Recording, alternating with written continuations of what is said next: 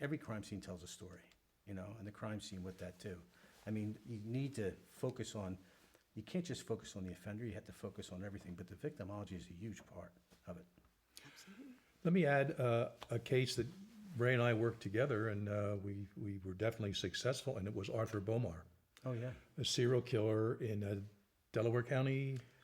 He was Delco. Delaware County, he was Montgomery Philly. County, and Philadelphia, yeah. And again, we don't have to get into the weeds on this case, but it didn't take long for us to determine that basically, we didn't know the name of the offender, but at least in more than one case, he had bumped the back of a car of a lone female victim. And then it looked like a little mini accident. They would get out. Next thing you know, he would then abduct the woman 2 a.m. at an interstate interchange where no one would really see it. And then that's how he would kill his victims. Well, we made sure to get that information out. Here's what's happening. This guy is like causing Pattern, fake yeah. accidents on the highway. And it turns out what really solved this case, we did some good work in profiling. We helped the investigators the best we could. But ultimately, it was a Philadelphia police officer who told he was following this case around the Philadelphia suburbs and the city itself, because the body was found by Temple University of the one woman who was the daughter of a police officer.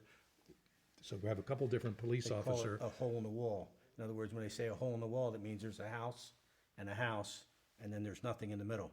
So they call it a hole in the wall. So that's how they identified it. Which told us he knew that region of Philadelphia. Right. Because there was a familiar. number of one-way streets and dead ends. But this other Philadelphia police officer warned his young daughter, 20-something, who drives by herself at night sometimes, look, if anyone hits you, you know, the way we've just read here in the media or watched on TV, don't stop the car there. Just keep driving to a police station, go somewhere, a Crowded convenience area, store. something. And she not only did that, but she was smart enough, based on what her father advised, to copy down the tag of the car. Good. And that was one of many leads called in, but all of a sudden, we got a hold of it along with the state police and local investigators and said, hey, this could be significant. And within a day or two, the name Arthur Bomar comes up.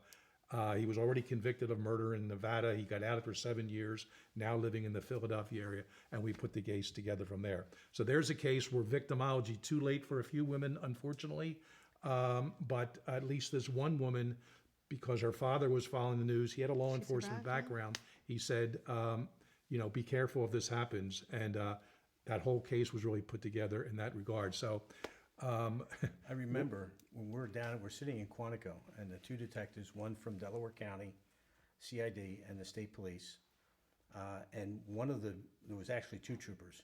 One became a lieutenant colonel with the state police. The other is now the SAC in Detroit. He's an agent. special agent in charge, Yeah, special agent in charge. the FBI Detroit office. Of the Detroit office. And I remember we're sitting down and we're looking at the crime scene photos, and there was a forensic pathologist that was sitting. I remember, I can't remember his name. I do remember his name, but I don't. But anyways, he's looking at this, and he's looking at the crime scene photos of this one case where the girl was at Sloppy Joe's in Ardmore, and she was bumped on Route 1, and she happened to be the daughter of a police officer too, and where she was found later. But what they found on I her love body this guy. was they found a burn mark Yeah. or a mark on her stomach.